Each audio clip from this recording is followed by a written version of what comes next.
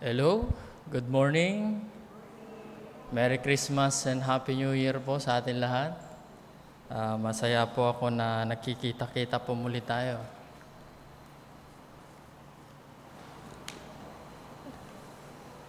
And can I request everyone to please stand po? At start na po tayo ng ating Sunday School. Medyo konti po tayo ngayon. So pag-pray po natin yung mga kapatiran po natin. Siguro nasa bakasyon po sila. Umuwi po silang probinsya kasi mahaba-haba din po yung vacation natin. At para makasama din po nila yung mga family members po nila na matagal na po nilang hindi nakikita. And pag-pray din po natin kasi yung mga area, especially sa South, marami pong mga nababaha sa panahon ngayon. So pag-pray po natin. So let's open our Bible to Romans chapter 12. Ready na po ba kayo sa ating Sunday School? Okay, sige, buksan po natin. Magbasa lang po tayo ng mga verses. And these verses that we are going to read ay dadaanan din po natin mamaya. Start po tayo sa Romans chapter 12. Verse 1 hanggang verse 2. Diyan na po ba kayo? Okay, sabi po dito sa banal na kasulatan po ng Panginoon, I beseech you therefore, brethren, by the mercies of God, that you present your bodies a living sacrifice, holy, acceptable unto God, which is your reasonable service. And be not conformed to this world, but be ye transformed by the renewing of your mind, that ye may prove that is that good and acceptable and perfect will of God. Then talon po tayo ng Galatians. Galatians chapter 5. Galatians chapter 5 verse 25. But we read verse 16 then. Galatians 5 verse 16, sabi po dito, This I say then, walk in the Spirit, and you shall not fulfill the lust of the flesh. Verse 25, If we live in the Spirit, let us also walk in the Spirit. And last, mga kapatid, sa Ephesians chapter 5, Ephesians chapter 5, verse 18. Sabi po dito, And be not drunk with wine wherein excess, but ye filled with the Spirit. And chapter 6, verse 18. Praying always with all prayers and supplication in the Spirit, and watching thereunto with all perseverance and supplication for all saints. So tayo po yung manalangin. Mapagpalad dakila naming Diyos, muli Panginoon, kami po ay nagpapasalamat muli sa inyo pong kabutihan po sa amin. Thank you, O Lord, for guiding our Sunday school throughout the year. And this is our last Sunday school of this year. And we are so thankful and grateful for your enablement, Panginoon, and your strength. At ginabayan niyo po kami throughout the year. And we just pray, Lord, as we conclude about the studies about the Holy Spirit, we just pray, Lord, na lahat po natutunan po namin ay maalala po namin lagi at may apply po namin sa aming mga buhay, Panginoon. And we just pray, Lord, forgive us for our sins then. And we're praying, Father, for again, the Holy Spirit will going to convict and work in our midst. Turuan po muli kami, Panginoon. And we just pray for our brethren na nasa probinsya o pauwi pa lang, we just pray for the protection din po sa kanila. And we just pray, Lord, na kayo din po, O Lord, na continue na mag-protect din po sa mga kapatiran po namin na mga nasa lanta po ng baha, ng ulan po, Panginoon. Maraming salamat, Lord, sa aming Sunday School ngayon. Kayo po ay mapurihan at mag-glorify. In Jesus' name we pray. Amen. You may be seated po.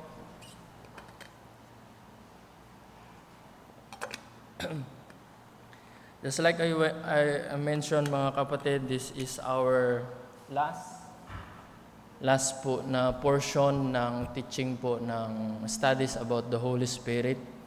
And in studying the Holy Spirit po mga kapatid is really a joy to know the Holy Spirit well. Pinag-aralan po natin the Holy Spirit is a divine person. He is not just a force. He is not in person mga kapatid, but He is a person. The Holy Spirit is the third person of the Trinity, and He is a person in which He has mind, He has will and emotion.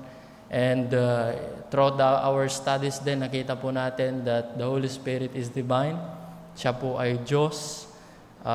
It was mentioned that He is God and He is performing in which the work that gagawin lamang po ang Diyos. So makikita po natin mga kapatid that really that the Holy Spirit is a divine person. And the Holy Spirit also, we studied that the Holy Spirit is the one who convict a sinner from his sins, and the Holy Spirit also help us to see that the need of the Lord Jesus Christ in our life. And also nakita din po natin mga kapatid that the Holy Spirit is working, nakasama po niya yung Ama at yung Anak in terms of our salvation. So yung tatlo po na yan ay nag-work. And we know in our study that the Holy Spirit regenerate. The Holy Spirit quickens. O in other words, siya po yung nagbibigay sa atin ng buhay. And another thing po mga kapatid na pinag-aralan po natin that the Holy Spirit indwells. Pag ikaw ay tumanggap kay Jesucristo bilang sarili mong tagapagligtas, automatic, the Holy Spirit indwells in that person who profess faith in the Lord Jesus Christ. Not also indwells mga kapatid, but also He seals the believer. Merong security na binibigay po ng banal na Espiritu. Kaya yung salvation po natin mga kapatid can never be lost because of the work of the Holy Spirit. The Holy Spirit also sanctify us. The Holy Spirit is the one who give us strength. The Holy Spirit is the one who give us comfort. The Holy Spirit is the one who empowers us and enable us in our life as Christians. Hindi lang po yan mga kapatid, the Holy Spirit is the one who controls us as well. Para po yung lahat ng ginagawa po natin is pleasing and giving glory po sa Panginoon. Pinag-aralan din po natin that the Holy Spirit is the one who give us the fruit, produces fruit in the believers. He is the one also give us the what you call spiritual gift. So lahat po ng aspeto mula po ng pagkaligtas po tayo hanggang ngayon mga kapatid in our sanctification, hanggang ngayon na nabubuhay po tayo dito sa mundong ito at di pa tayo kinukuha ng Panginoon, the Holy Spirit is constantly working in our life mga kapatid. Now sana yung mga lahat ng pinag-aralan po natin mga kapatid give us the knowledge about the Holy Spirit para hindi po tayo naging ignorante. Because this is the most neglected, mga kapatid, na person of the Trinity. I hope marami na po kayong natutunan and I hope and I do pray na hindi nyo po ine-neglect ang Holy Spirit. And because of the things that we have learned as we conclude, mga kapatid, there are 3 commandments ng Bible regarding our response to the Holy Spirit. Sa lahat po ng ating pong napag-aralan, ito po yung dapat na maging response po natin sa Holy Spirit. Number 1 is to be filled with the Spirit. At yan po yung tinuro po ni Sir Ruben last time. Punta po tayo sa Ephesians and let's see those verses again para as a review din.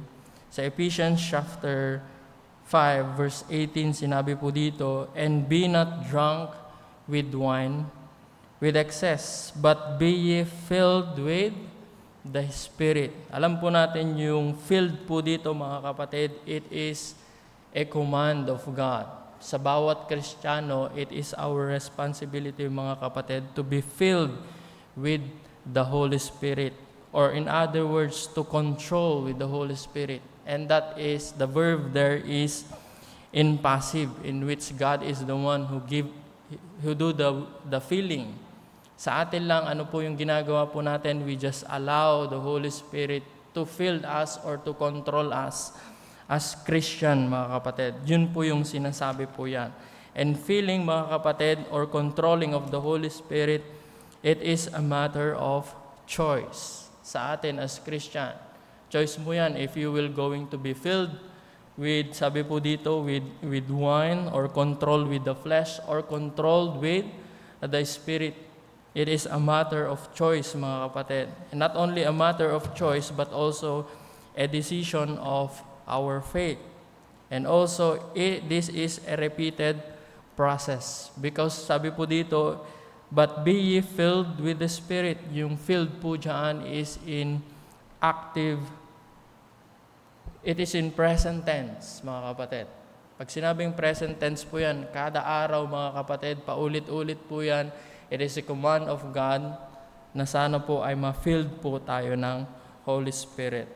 So ngayon po, mga kapatid, ay pag-aaralan naman po natin yung pangalawa.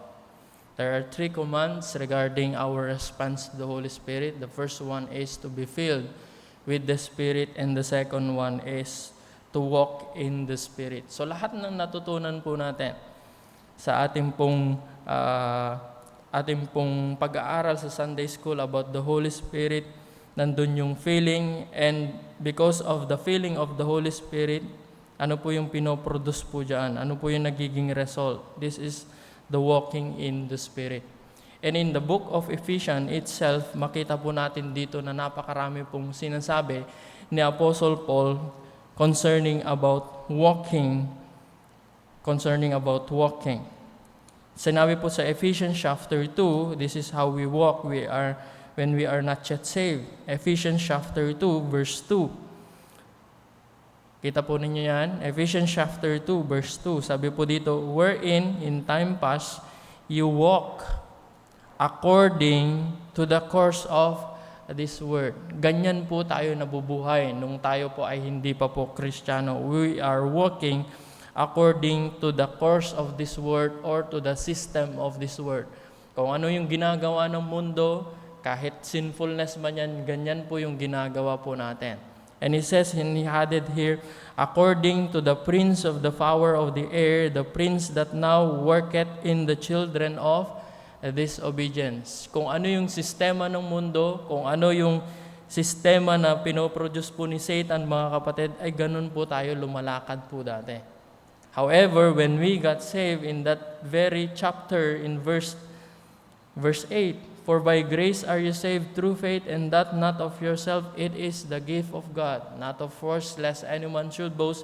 And in verse 10, mga kapatid, this is how we walk as Christian, pag saved na tayo. Sabi po dito, for we are His workmanship, created in Christ Jesus unto good works which God had before ordained that we should walk in them. Noon pa inordain na po ng Panginoon na tayo bilang mga Kristiyano, we should perform good works. Pero nung hindi pa po tayo Kristiyano, hindi po yan yung ginagawa po natin. We are doing what is accordance to the system of this word and accordance to the mind of Satan. Pero saved na po tayo. That's why we should walk in the principles of God. We should walk in the laws of God. We should walk according to God's plan, mga kapatid. Not only that, as Christian now in Ephesians chapter 4. Ephesians chapter 4, verse 1. As Christian now, sabi po ni Apostle Paul, I therefore, the prisoner of the Lord, beseech you that you walk worthy of the vocation wherewith ye are called. Lumalakad po tayo sa ating buhay na meron pong tayo po ay karapat dapat sa Panginoon. Not only that, mga kapatid, in verse 17 of same chapter, Ephesians chapter 4, verse 17, we can see again the word walk. This I say therefore and testify in the Lord that ye henceforth walk not as other Gentiles walk in the vanity of their minds. As Christians, we are now new creature in Christ. Hindi na po tayo babalik ulit sa dati na sistema ng paglakad po natin. Kaya sinasabi po niya dito, walk not as other Gentiles walk. Kasi the Gentiles work, sabi po dito in this chapter itself, they are lying, they are angry, they are stealing, they have the communication in which causes a divisions. Nandun na po lahat ng nandyan, yung bitterness, yung wrath, yung clamor, speaking malay, sabi po na, and walk not as others Gentile walk. Ito po yung sistema po ng mundo, sistema po ni Satanas. That's why he commanded us to again walk not as other Gentiles walk in vanity of their minds. Another thing, mga kapatid, is sa chapter 5. So lahat po ng chapter dito, makikita po natin yung word na walk. Chapter 5, verse 8. Sabi po dito, for ye were sometimes darkness, but now are ye light in the Lord. Walk as children of light. Dahil anak na po tayo ng Diyos, dapat lumalakad po tayo na gaya po ni Kristo sa ating buhay. Another thing is verse 15. Sabi po dito, see then that you walk circumspectly, not as fools but as wise. Another thing is Romans chapter 6. In Ephesians chapter 6, in Romans chapter 6. Balik po tayo sa Romans chapter 6, verse 4.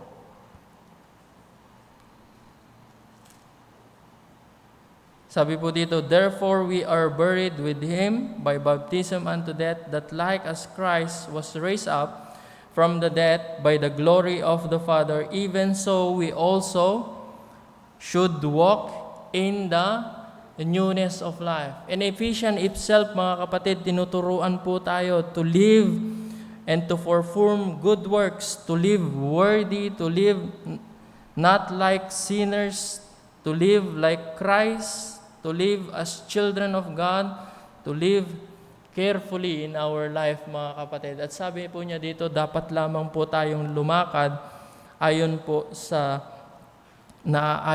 Panginoon, and we should walk in the newness of life, mga kapatid. Tayo na po ngayon ay binago po ng Panginoon at anak ng Panginoon, dapat lumalakad po tayo ayon po sa nais po ng Panginoon. Now probably ang dami po nating binasa about the word walk.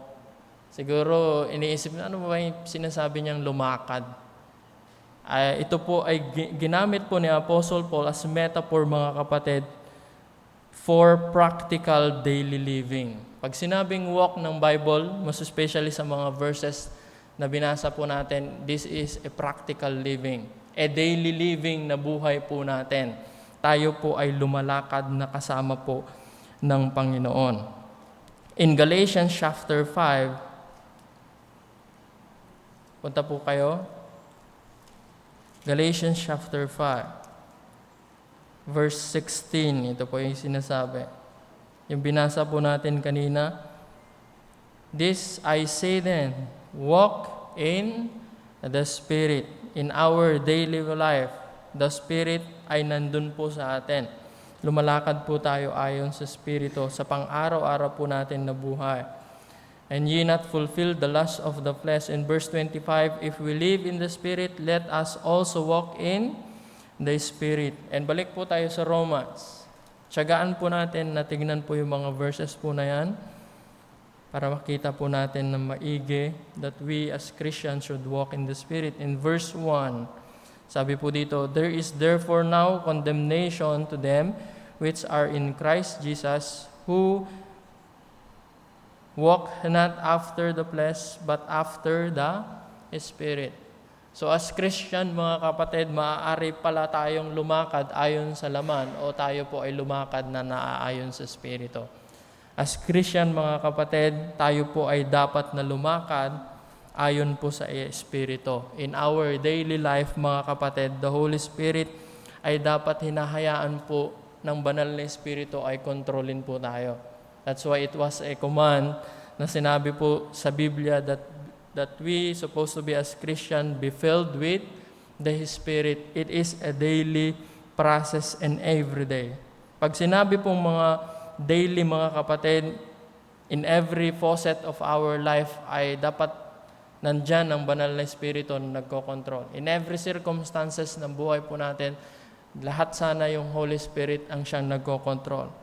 In every emotion na meron po tayo, dapat hindi yung flesh ang yung pinapairal, kundi yung Holy Spirit. In every thoughts, mga kapatid, lahat ng iniisip po natin, dapat kontrolado yan ng banal na Espiritu. In every feelings, in every desire, kung ano man yung nais natin, dapat nandyan yung Holy Spirit. Another thing is yung decision natin. Sa buhay po natin, dapat control pa rin ng Holy Spirit. Let the Holy Spirit control every facet of our life. Lahat ng angguplo po yan, dapat po mga kapatid, hayaan po natin that the Holy Spirit will going to control us. And controlling of the Holy Spirit, dapat maging sensitive po tayo kung ano po yung sinasabi po ng banal na Espiritu. And the Holy Spirit is interested in every possible na ginagawa po natin. Yung lahat ng iniisip po natin, lahat ng pinapakinggan natin, lahat ng pinapanood natin sa ating buhay, mga kapatid, binabasa man yan, in everything, mga kapatid, na ginagawa po natin, we just allow the Holy Spirit, mga kapatid, to control us. And this is a developed habit of listening and obeying the Holy Spirit in our life. Daily habit po yan. That's why every day po yung feeling of the Holy Spirit. So pang-araw-araw po natin, isipin po natin, ng Holy Spirit ay nasa atin.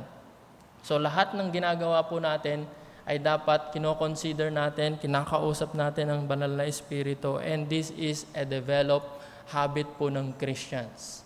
Kasi gaya po ng sinabi ko, in which other Christians fall into this dangerous neglect. They just ignore the Holy Spirit, they just neglect the Holy Spirit. At napakasad yan sa Holy Spirit.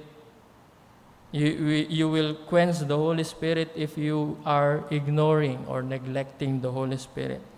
Sa atin bilang mga Kristiyano, mga kapatid, dapat nakikinig po tayo kung ano man yung sinasabi po ng banal na Espiritu po sa atin. In every facet, in every decisions, everything, aspect sa ating buhay, mga kapatid.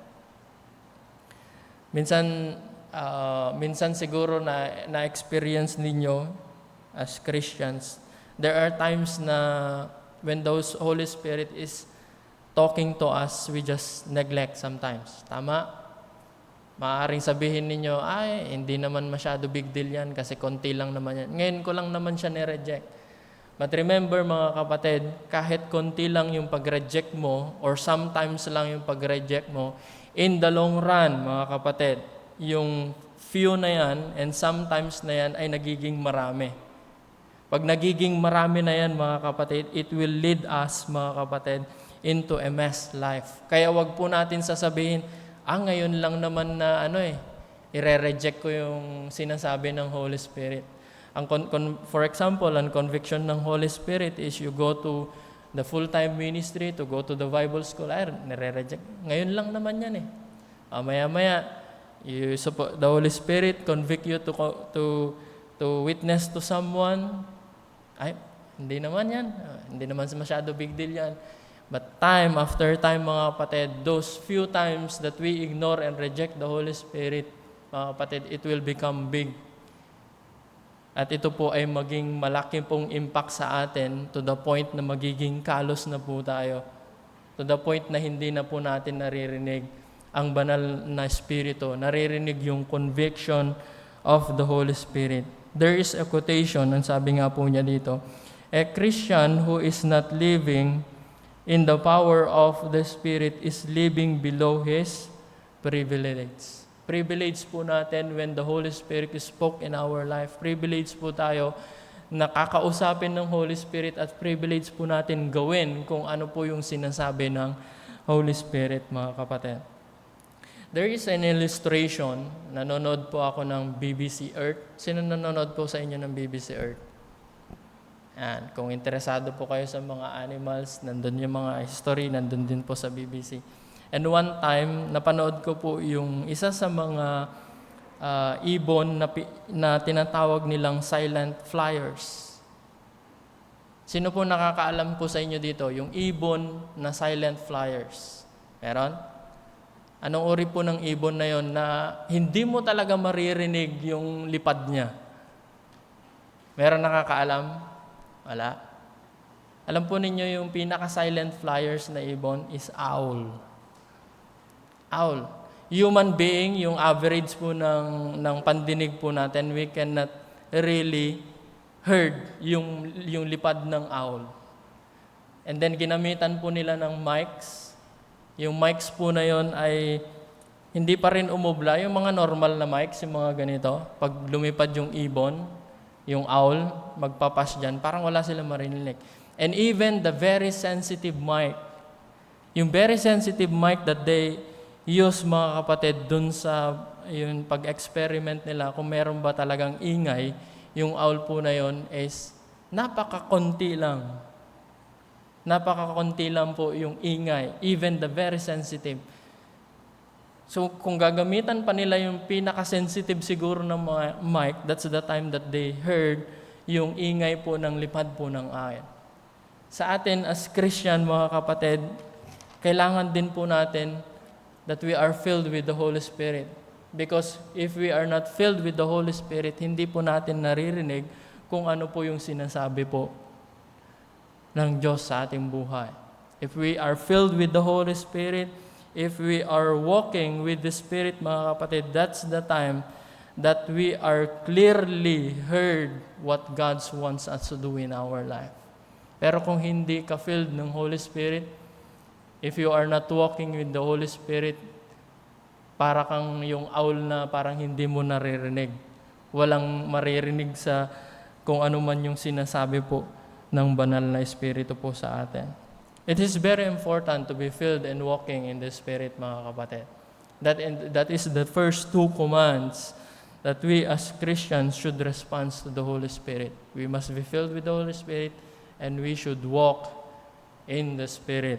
And thirdly, mga kapatid, is we should pray in the Spirit. We should pray in the Spirit. Ito po yung problema ng Christians. We sometimes pray in the flesh. Tayo po ay nananalangin ayon sa laman. Tayo po ay nagsaserve sa Panginoon. Lahat ng ginagawa po ng service, maaaring we are serving in the flesh or we are serving in the Spirit. Same as true in prayers. Ang pananalangin din, mga kapatid, ay maaari din pala that we are praying in the flesh or we are praying in the Spirit. In Romans chapter 8, punta po kayo sa Romans chapter 8. That's why the Holy Spirit is the one who help us, mga kapatid. Because we have the problem in praying. We are praying in the flesh and we are praying in an ability to pray intellectually about the situations that we have, the decisions na ginagawa po natin. That's why the Holy Spirit is there to help us in our prayer. Romans chapter 8, verse 26.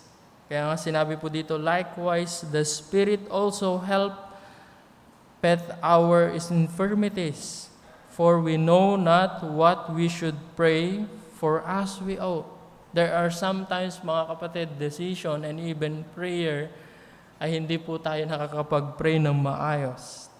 For we know not what we should pray for as we ought, but the Spirit itself maketh intercession for us with groaning which cannot be uttered. In verse 26, and he that searcheth the heart knoweth what is in the mind of the Spirit, because he maketh intercession for the saints according to the will of God, mga kapatid.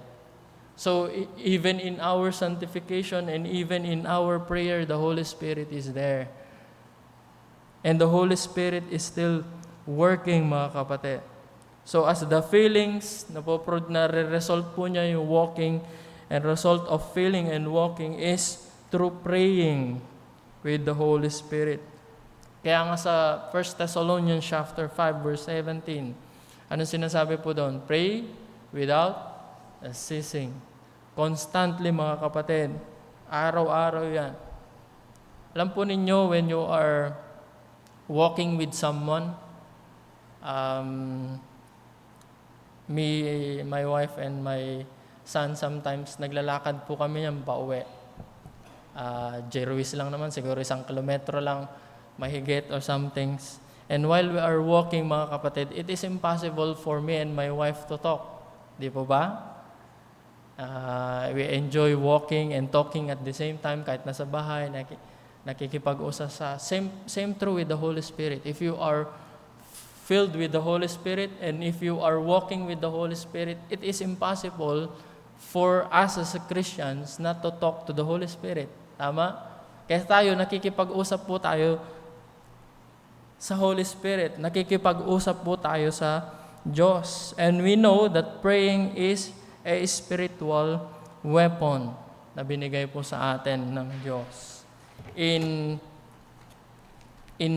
Jude 20, before we go to Ephesians, Jude 20.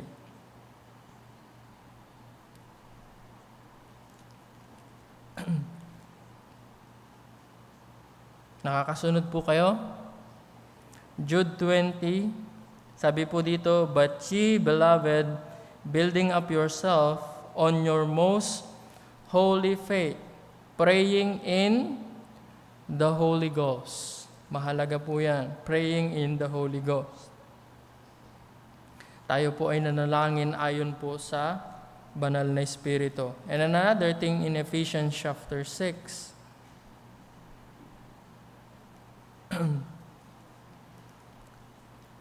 Ephesians chapter 6.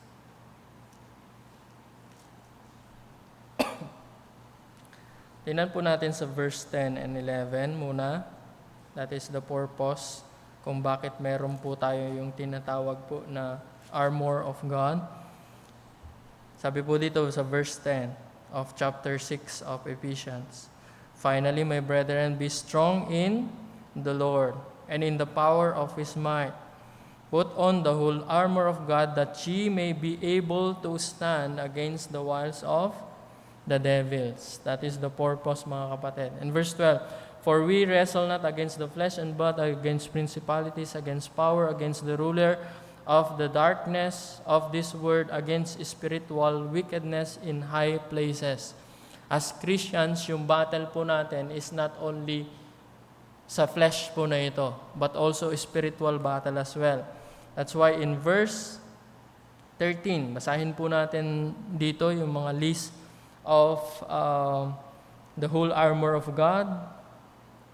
Verse 13, "Wherefore take unto you the whole armor of God, that ye may be able to withstand in the evil days, and having done all to stand. Stand therefore, having your loins girt about with trust, and having on the breastplate of righteousness." So the loins of great breastplate of righteousness, "and your feet shod with the preparation of the gospel of peace. And above all, taking the shield of faith, wherewith ye shall be able to quench all the fiery darts of the wicked."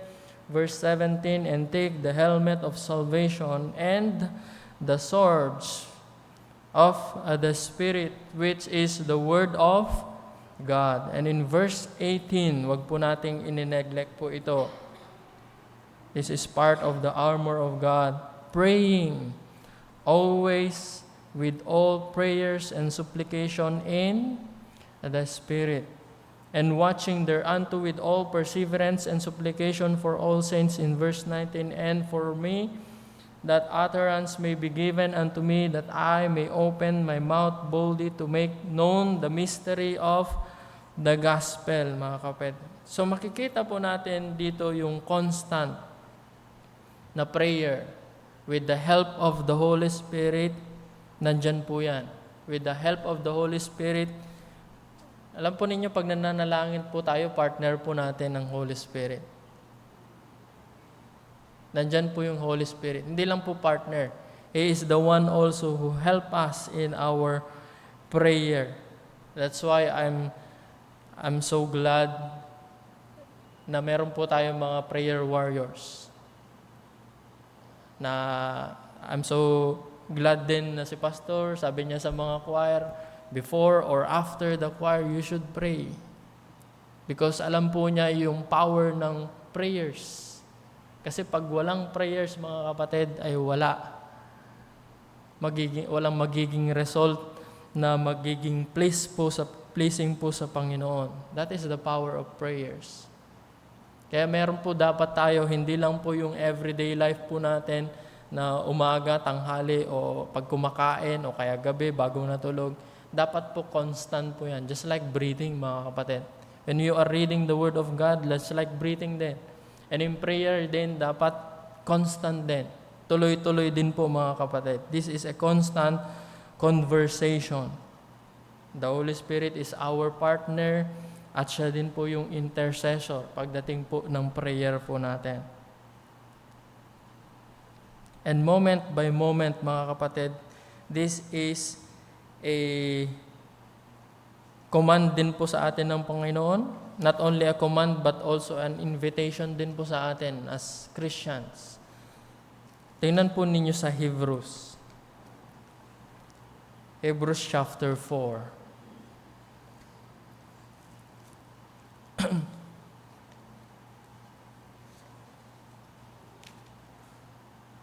Hebrews chapter 4, verse 16. This is an invitation sa atin as Christians that we must do. Sabi po dito, let us, it is a command and invitation, let us therefore come boldly unto the throne of grace.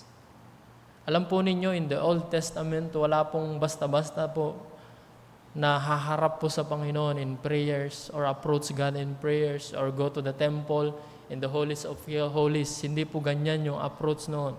Meron pa yung priest, siya yung nananalangin, siya yung nag-perform. But because of what the Lord Jesus Christ has done on the cross, mga kapatid, His death, burial, and resurrection, and through faith, mga kapatid, in Him we have the direct access to God.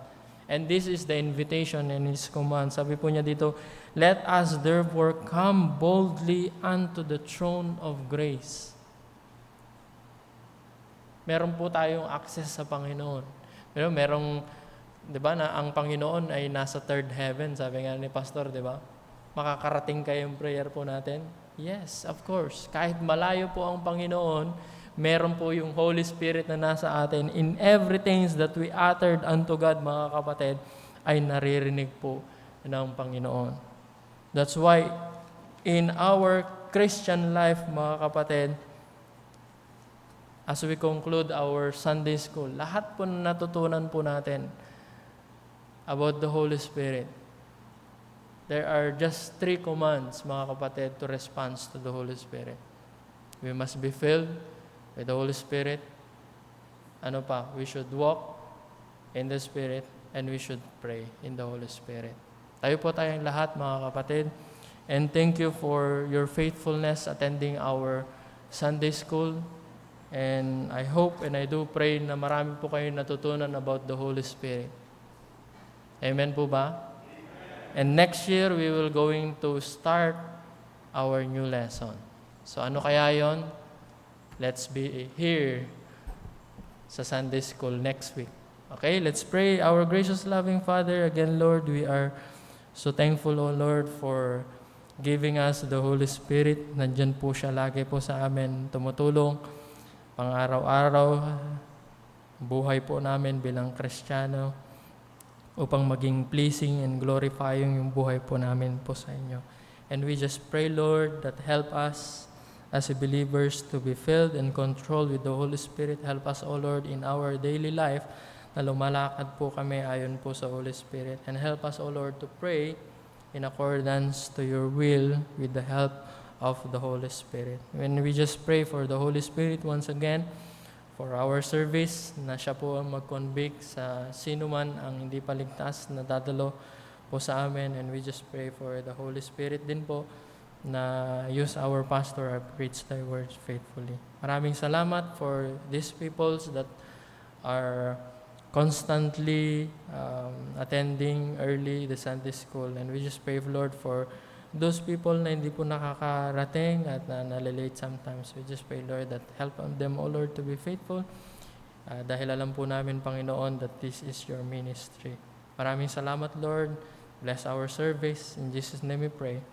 Amen. God bless everyone.